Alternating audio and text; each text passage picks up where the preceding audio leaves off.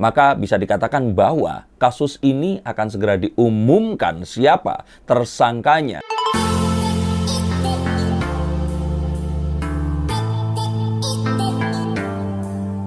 Halo Sensikers, kembali berjumpa bersama saya, Denny Darko. Tidak ada yang namanya misteri, yang ada adalah tanda-tanda yang kita semua coba untuk mengerti. Pembunuhan ibu dan anak yang menewaskan Tuti Suhartini dan Amelia Mustika Ratu di Subang ini memasuki bulan yang baru. 1 bulan sejak pembunuhan yang terjadi pada tanggal 17 Agustus 2021 ini masih menyisakan tanda tanya yang besar.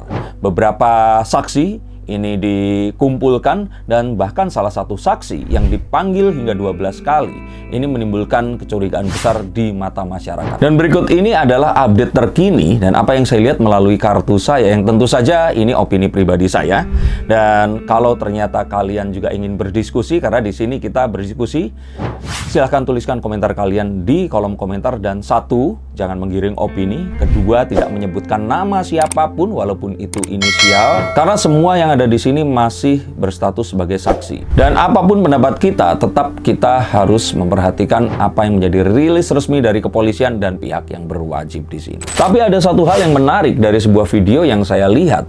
Ini mengatakan bahwa dalam kasus pembunuhan Subang ini, dugaan bahwa pelaku ini memiliki kedekatan emosional dengan korban ini menyeruak. Bahkan fakta ini disampaikan oleh seorang psikolog forensik, Ibu Reni Kusumawardani, yang menilai bahwa dugaan pelaku saat memandikan korban adalah karena adanya pola kedekatan hubungan antara pelaku dan korban ini yang tidak tega saat korban terlihat bersibah darah. Dan teori ini otomatis mendukung banyak dugaan selama ini yang saya juga pernah duga, kalau ternyata pelaku di sini ini memiliki hubungan emosional dengan si korban. Tapi ada sebuah teori yang lain yang mengatakan jangan-jangan pelaku ini sebenarnya tidak memiliki hubungan, tapi seorang eksekutor yang disuruh atau pembunuh bayaran. Nah, ada sebuah fakta yang juga mendukung itu, tapi nanti akan saya ceritakan dengan kartu yang lain. Tapi meneruskan apa yang disampaikan oleh Bu Reni Kusumawardani ini, beliau katakan ini tidak seperti karakteristik pembunuhan yang dapat dianalisa dari aspek perilaku dari pembunuh itu tadi. Sehingga fakta bahwa pelaku ini tidak tega itu semakin kuat karena fakta-fakta di lapangan yang relevan dan mendukung teori tersebut. Tapi ini juga sebenarnya adalah sebuah teori yang berbeda dengan teori sebelumnya, mengatakan bahwa mereka ini dimandikan adalah untuk menghindari adanya jejak-jejak pembunuh atau DNA pembunuh yang ada di cakaran korban atau di, ya mungkin ada melekat di tubuhnya yang itu ingin dihilangkan. Dan yang lebih menarik lagi adalah sebuah teori yang diangkat oleh seorang kriminolog UBL, yaitu Lucky Nurhadianto, yang mengutarakan sebuah teori yang cukup menarik bahwa pembunuhan ini dilakukan oleh seorang profesional yang sengaja meninggalkan tanda atau sign yang menunjukkan bahwa tugas mereka ini sudah dituntaskan atau ditunaikan. Nah, tanda ini tentu saja untuk siapapun yang menyuruh mereka melakukan hal tersebut itu tadi. Dan walaupun ini adalah dua teori yang berbeda, tetapi dalam penyelidikan seperti ini, semua teori harus diusahakan untuk diulas sedalam mungkin karena semua hal sangat mungkin untuk terjadi. Dan beliau juga mengatakan adanya juga kemungkinan tanda yang diberikan ini tidak hanya untuk si orang yang menyuruh itu saja, tapi kepada orang-orang lain yang juga merasa terganggu atau terusik atas apa yang dilakukan oleh korban semasa hidupnya. Nah, jika ini memang terjadi, ini benar-benar satu hal yang sangat kejam dan keji, dan kita mungkin hanya melihat ini di dalam cerita-cerita pembunuhan di serial televisi atau di film-film bioskop. Dan ada sebuah keterangan dari Kompolnas via ketua harian mereka, Pak Benny Mamoto, yang dulunya beliau ini adalah seorang reserse yang tentu saja sangat piawai melakukan penyidikan dan penyelidikan, mengatakan ada satu hal yang sedang berproses, dan ini adalah taktik yang tidak bisa disampaikan kepada masyarakat atau dibuka secara umum saat ini, atau quote on quote itu rahasia. Dan taktik ini dianggap akan sangat membantu untuk menemukan kunci dan mengidentifikasi siapa pelaku pembunuhan ini dan orang-orang yang terlibat di dalamnya. Nah, dari sini sepertinya ada sebuah teknik yang mungkin tidak lazim dilakukan, mengingat bahwa saat ini pun tidak hanya kepolisian dari Subang saja, tetapi Polda Jabar dan Bareskrim diturunkan, dan kasus ini mendapatkan atensi khusus dari Kapolri kita.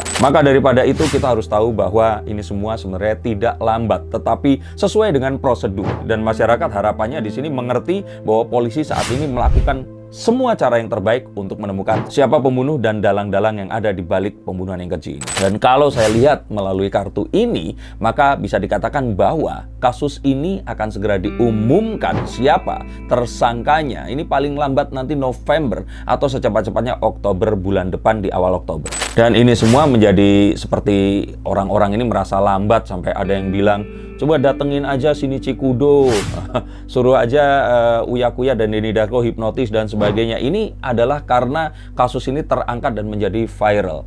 Karena jika tidak, sebenarnya banyak kasus yang lain yang juga memang harus melalui semua hal yang sedetil ini agar semua hal yang akan diputuskan ini tidak menjadi salah dan harus dilakukan dengan penuh kehati-hatian agar tidak ada satu hal pun yang terlewat di sini. Sehingga semua bukti yang ditemukan di lapangan ini harus melalui kajian saintifik sehingga tidak akan salah dan ini memang harus diputuskan dengan sangat tepat. Ini berkaitan dengan dakwaan yang akan diberikan nanti. Apa saja yang dilakukan, terencana atau tidak, dan saat pembunuhan ini dilakukan, apakah ada kekerasan-kekerasan yang lain seperti yang saya pernah ceritakan tentang seseorang yang ternyata dikubur hidup-hidup, maka di situ ada kasus pembunuhan dan penganiayaan serta perampasan benda yang dimiliki oleh orang tersebut. Dan harapannya di sini masyarakat harus lebih sabar, tidak memburu-buru, dan juga tetap memilah dan memilih informasi yang ada. Jangan men-sharing sebelum menyaring informasi yang didapatkan tentang hal-hal yang seperti ini.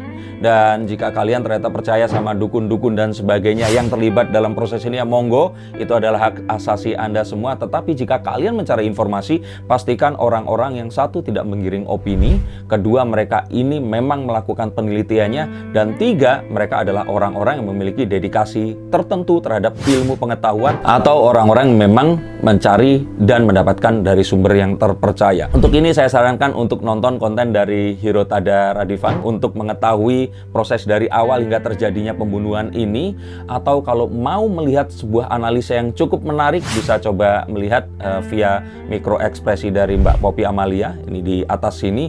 Dan ini adalah satu YouTuber juga yang menarik membahas beberapa kasus yang ada di Indonesia. Saya suka pembahasannya, silahkan nonton. Ini ada Anjas di Thailand. Dan tapi apapun itu juga tetap kita menanti rilis resmi dari kepolisian. Semoga memang ini akan menemukan buktinya dan kita akan mendapatkan jawaban segamblang mungkin di awal bulan depan ini nanti.